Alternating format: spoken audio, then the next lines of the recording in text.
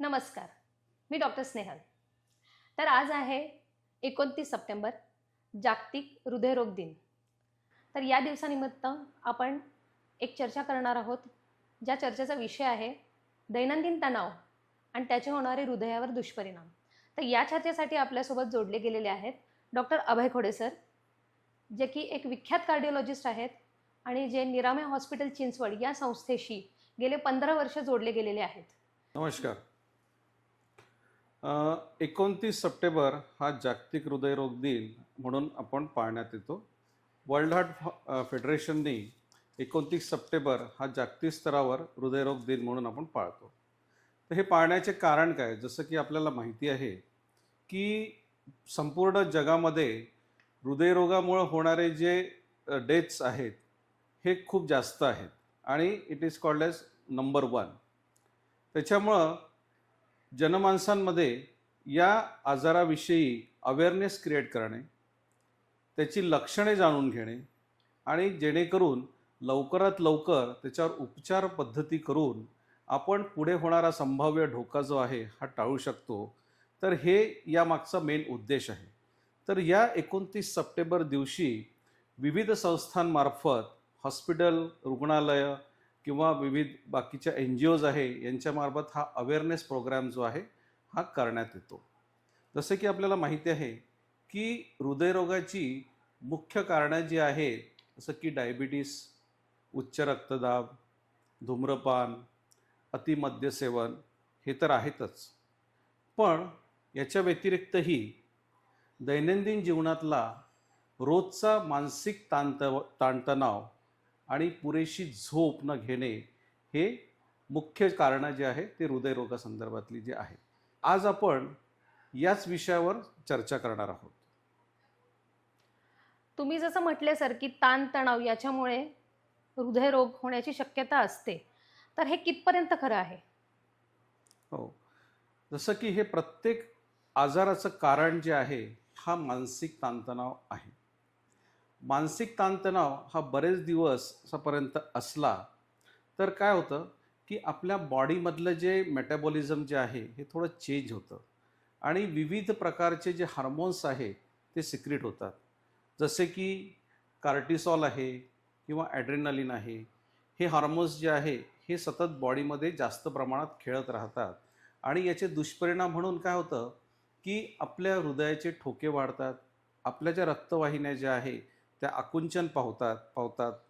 त्यामुळे आपला रक्तदाब जो आहे तो वाढतो आणि उच्च रक्तदाब हा एक हार्ट अटॅकचं जे आहे ते मेन कारण आहे. तर वाहिन्यांमध्ये आकुंचन होते तुम्ही जसं म्हटले, हां, तर तणावामुळे खरंच हे अशा गोष्टी घडतात का? रक्तवाहिन्यांमध्ये आकुंचन होण्या इतक्या गोष्टी हो सिरियस होतात का? हो, नक्कीच.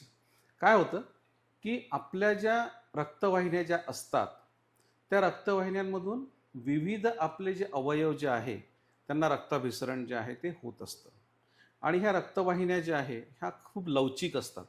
म्हणजे त्या आकुंचन पावतात आणि डायलेट पण होत असतात. तर काय होतं की जेव्हा माणूस हा ताणतणावाखाली असतो तर हे जे ॲड्रेनालिन किंवा कार्टिसोल जे हार्मोन्स जे आहे हे सिक्रेट झाल्यामुळं काय होतं की त्या रक्तवाहिन्यांची जी डायलेट होण्याची जी क्षमता जी आहे ती कमी होतं. होते.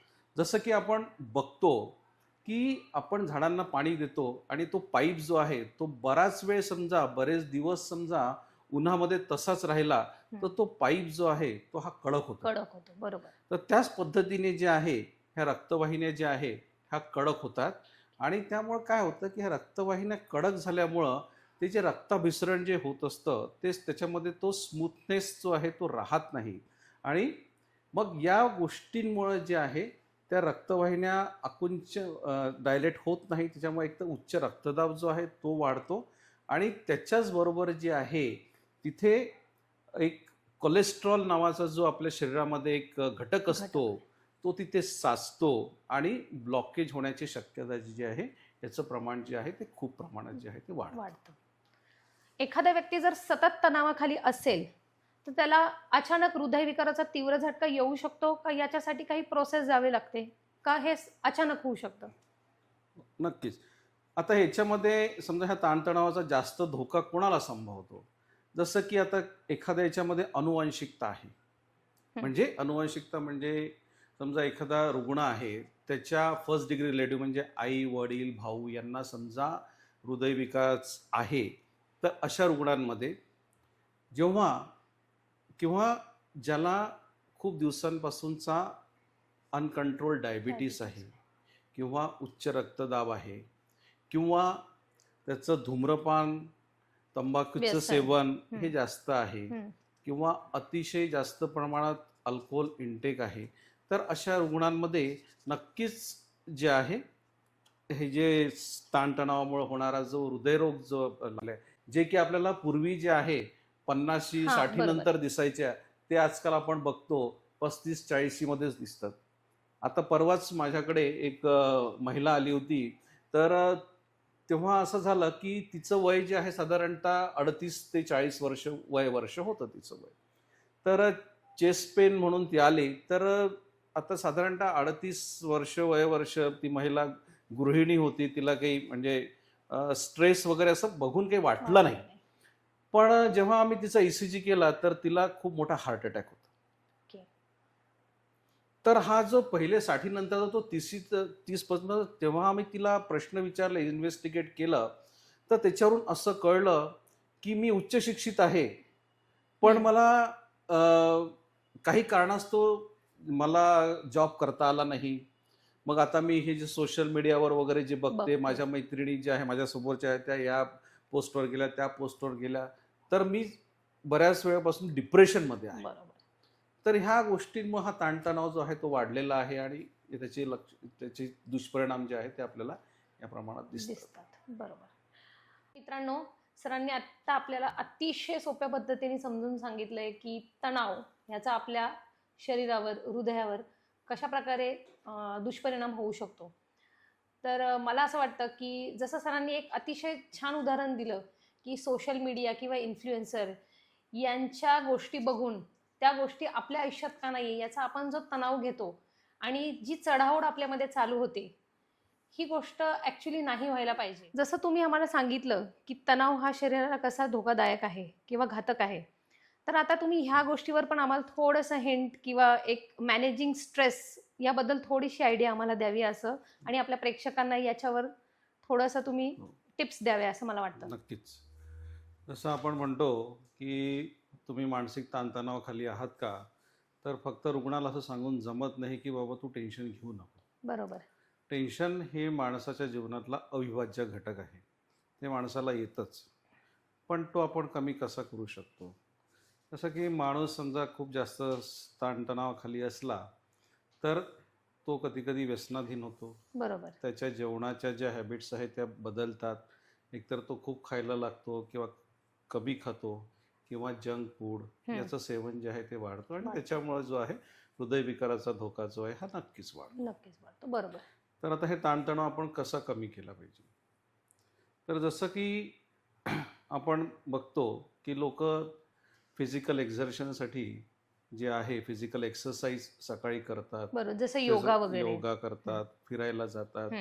पण आपण बरेच वेळा मी असं बघितलं आहे की लोक एकटेच फिरत असतात आणि एकटेच फिरत असताना ते काय करत असतात, ते मोबाईलवर बोलत असतात आणि आपल्या दिवसभराची जी काही कामं करायची आहे त्याचं जे आहे त्याचं नियोजन करत असतात. आणि त्यावेळेस आपण बघतो की ते कोणावर तरी चिडलेले असतात. तर त्याचं फिजिकल एक्सरसाइज तर होतं, पण मेंटल जे मन जे आहे ते कुठेतरी इन्व्हॉल्ड आहे. तर त्या मनाला जे आहे ते आपण ते शांत केलं पाहिजे. तर तुम्ही जेव्हा सकाळी फिरायला जाता तर तुम्ही समजा तुम्हाला एकटंच फिरत असेल तर तुम्ही काहीतरी अशी छानशी अशी गाणी, संगीत वगैरे ते ऐका किंवा मित्र दोस्तांसोबत फिरायला जा. आणि फिरत असताना तुमच्या व्यवसाय संदर्भातल्या गोष्टी डिस्कस न करता तुम्ही काहीतरी अशा म्हणजे ज्याच्यामध्ये काही तथ्य नाही अशा काहीतरी गोष्टी डिस्कस करायच्या, म्हणजे जोक्स असे क्रॅक करायचे, म्हणजे जेणेकरून आपल्याला खळखळून हसता येईल. आणि ही झाली एक गोष्ट. दुसरी गोष्ट आता कसं असते की जेव्हा आपण घरी जातो हम्म. तर आपण काय करतो की प्रत्येक वेळेस आपण जेव्हा टीव्ही वगैरे बघतो तर टीव्ही बघत असताना काही खूप असं नॉलेजच त्यातून भेटलं पाहिजे अशा गोष्टी नाही करायच्या. विरंगुळा म्हणून. विरंगुळा म्हणून काहीतरी टीव्हीवर ज्या कॉमेडी सिरियल्स असतात हम्म. त्या बघायला पाहिजे. म्हणजे त्याच्यामध्ये आपल्याला बघत असतं काही, त्यातून तुम्हाला बोध काहीच मिळत नसतो पण आपल्याला हसायला येत असतं. आपलं बरोबर. काहीच डोकं बाजूला ठेवून तुम्ही ते बघत असता आणि बरोबर. हसत असतात. अशा काहीतरी सिरियल्स जे आहेत ते बघितल्या पाहिजे. नाहीतर आपण ज्याच्यातून काय करतो, रिलॅक्सेशन मिळेल असं. रिलॅक्सेशन. नाहीतर आपण काय करतो, बातम्या बघतो, काहीतरी शेअर मार्केट बघतो. बरोबर. पण याच्यामुळे काय होतं की ते रिलॅक्स होण्यापेक्षा तुम्हाला स्ट्रेसच जास्त येत जास्त असतो. होतो. आणि तिसरी महत्वाची गोष्ट म्हणजे मी तुम्हाला सांगेल की दादा लोकांना पटणार नाही, हे मॉडर्न युग आहे, पण गॉसिपिंग केल्याने खूप जास्त रिलॅक्सेशन होतं. बरोबर. तर खूप जास्त नाही पण माइंड रिलॅक्सेशनसाठी तो पण एक चांगला उपाय चांगला आहे उपाय की आहे. गॉसिपिंग करायचं. म्हणून तर- मला असं वाटतंय फिमेल्स मध्ये हार्ट अटॅकचं प्रमाण जरा कमीच आहे. कमीच आहे. आणि दुसरं आपण बघितलं की काय झालंय की ह्या ज्या लॉकडाऊन नंतर, कोरोना नंतर जे आहे ना, वर्क फ्रॉम होम कल्चरनी बरोबर. हार्ट अटॅकचं प्रमाण हे खूप जास्त जास्त वाढलंय. काय झालं की हे वर्क फ्रॉम होम नंतर काय झालं की लोक एकटे पडायला लागले. आणि जेव्हा त्याला असं वाटतं की जगातला सगळ्यात जास्त स्ट्रेस असलेला माणूस जो आहे तो मीच आहे. मीच आहे. बरोबर. पण जेव्हा तुम्ही लोकांमध्ये जाता, बोलता, तुमचे Sharing प्रॉब्लेम होतं. मांडता, शेअरिंग होतं, तर बरोबर. तेव्हा तुम्हाला कळतं की अरे हा माझा जो प्रॉब्लेम आहे हा तर खूपच कमी आहे as compare to the my colleague. Hmm. तर लोकांमध्ये गेलं पाहिजे, मिसळलं पाहिजे, गप्पा गोष्टी केल्या पाहिजे. तर हा जो तणाव जो आहे हा तो बऱ्या प्रमाणात कमी कमी होईल. होण्यास मदत होऊ शकते. बरोबर. तर ह्या ज्या गोष्टी जसं म्हणतो तसं वर्क लाईफ रिलॅक्सेशन बॅलन्स जो आहे हा आपण जो आहे तो मेंटेन केला केला पाहिजे. पाहिजे. आणि मी असं म्हणणार नाही की तुम्ही कॉम्पिटिशन मध्ये नका राहू. कॉम्पिटिशन मध्ये राहिलं तरच तुमचा जो आहे प्रोग्रेस होऊ शकतो. बरोबर. पण कॉम्पिटिशन करायलाच पाहिजे. पण सोबत लॉंग टर्म साठी समजा आपल्याला कॉम्पिटिशन मध्ये राहायचं असेल हम्म. तर माइंड रिलॅक्सेशन हे पण त्या पाहिजेच. दृष्टीने फारच महत्वाचं आहे. बरोबर. तर सरांनी सांगितलेल्या टिप्स मला असं वाटतं आपण नक्कीच फॉलो केले पाहिजेत आणि तणाव कमी करण्याचा प्रयत्न प्रत्येकाने आपल्या आयुष्यात केलाच पाहिजे. तर सर माझा अजून एक शेवटचाच प्रश्न आहे आता हा, बरं. की जसं तुम्ही तणावाबद्दल बोलले, पण आता कुठले सिम्पटम्स किंवा काय अशी लक्षणे मला दिसतील की मला असं कुठली लक्षणं माझ्या शरीरामध्ये मला दिसतील किंवा काय जाणवेल मला की मी माझ्या डॉक्टरांना किंवा कार्डिओलॉजिस्टला भेटलं पाहिजे आणि कुठल्या तपासण्या आपण करून घेतल्या पाहिजे, याच्याबद्दल तुम्ही थोडंसं आम्हाला नॉलेज द्या. बरोबर. आता हे माणसाची वृत्ती कशी असते, हा माणूस नेहमीच जो आहे ना हा फार डिनायल मोडमध्ये असतो. तो नेहमीच असा आपल्या युफोरिया मध्ये असतो की मला काहीच होत झालेलं नाही. नाही, बरोबर. काहीच होऊ पण शकत नाही. ऍसिडिटी आहे हा, हे तर तर सगळेच आता- लोक म्हणतात, हा. मला असं वाटतंय. तर समजा तुम्हाला अशी काही लक्षणं जाणवत असले की समजा एखाद्या वेळेस तुम्हाला खूप जास्त धडधड होत आहे, बर. खूप लवकर तुम्ही थकताय, हम्म. धाप लागते, एखाद्या जिना चढल्यावर धाप लागतोय, पोटामध्ये तुम्हाला अशी मळमळ सारखी झाल्यासारखी होत आहे, उलट्या जुलाब वगैरे होऊ शकतं, ही पण हृदयविकाराची लक्षणे असू आहेत. शकतात. ओके. तर याला तुम्ही इग्नोर न करता लवकरात लवकर तुमच्या डॉक्टरांशी कन्सल्ट करून त्याची शहानिशा करून त्याच्यावर योग्य जो आहे त्याचं डायग्नोसिस करून उपचार करून घेणं गरजेचं. हे लक्षणं मी का सांगितलं, हे अटिपिकल लक्षणे आहेत. बरोबर. म्हणजे बऱ्याच दरवेळेस वेळा छातीतच दुखायला पाहिजे असं काही नाही. नाहीये. टिपिकल लक्षण म्हणजे हार्ट अटॅकचं काय आहे की तुम्हाला हृदयाच्या छातीच्या मध्यभागी दुखणं किंवा डाव्या साईडला दुखणं, ते पाठीमध्ये जाणं, हे जे आहे हे टिपिकल आहे. पण हे जे अटिपिकल जे लक्षणं आहेत जसं की धडधड होणं, पोटामध्ये मळमळ होणं किंवा खांद्यामध्ये दुखणं किंवा चक्कर आल्यासारखं होणं, मानेमध्ये दुखणं हम्म. आणि चालताना छातीमध्ये दुखणं, छाती भरल्यासारखं वाटणं, अशी काही अटिपिकल लक्षणं आढळून आल्यास त्याला इग्नोर न करता त्वरितच आपल्या नजीकच्या डॉक्टरांशी संपर्क साधून हा खरोखरच त्याची शहानिशा करून घेणं हे गरजेचं आहे, गरजेचं आहे. जेणेकरून आपण भविष्यात होणारे संभाव्य धोके जे आहे ते टाळू शकतो. तर सरांनी आपल्याला खूप सोप्या पद्धतीने सगळ्या गोष्टी समजावून सांगितलेल्या आहेत. तर मित्रांनो, या गोष्टींचा नक्की तुम्ही विचार करा. तणाव हा जरी आपल्या आयुष्याचा अविभाज्य भाग आहे, तरी पण तो आपण कसा आपल्या आयुष्यातून थोडा दूर ठेवू शकतो याच्यावर आपण सगळ्यांनी नक्कीच विचार करायला पाहिजे. आणि तर अशाच सुंदर माहिती नेहमी तुमच्यापर्यंत पोहोचत राहावी यासाठी तुम्ही आमच्या चॅनलला नक्कीच लाईक, सबस्क्राईब आणि शेअर करा. धन्यवाद.